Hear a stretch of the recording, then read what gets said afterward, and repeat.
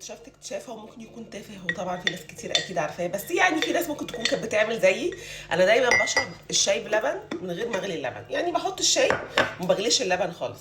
لحد ما اليومين اللي فاتوا دول كان في واحده صاحبتي بايته معايا وكان في حد بيساعدني، وراحت عملت لي شاي بلبن وغلت اللبن قبل ما تحطه.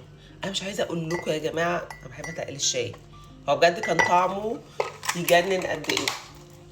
فاخدت قرار ان انا خلاص مش هعمل الشاي بلبن غير لما اغلي اللبن الاول.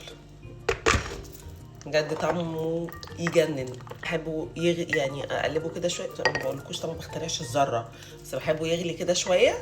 يغلي ايه، بحبه بقى يعني بعد ما اقلبه كده اسيبه شويه في الشاي، اسيبه بقى يتخمر عشان انا بحب الشاي يبقى تقيل. واعمل سندوتش جبنه، عندي كوليسترول والدكتور كان قال لي يعني بلاش جبنه رومي عشان هي بتزود الكوليسترول، بس انا يا جماعه مره في اليوم هعمل سندوتش جبنه رومي مع كوبايه الشاي بلبن المتين. الله، مزيكا. عمري في حياتي ما عملتها.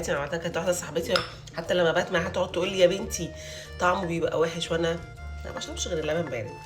مش عايزه اقول لكم طعمه، اكيد الناس اللي مجرباه عارفه طعمه مزيكا ازاي، طعمه يجنن.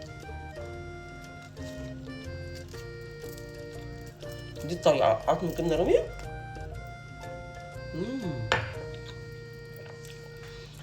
صباح الفل.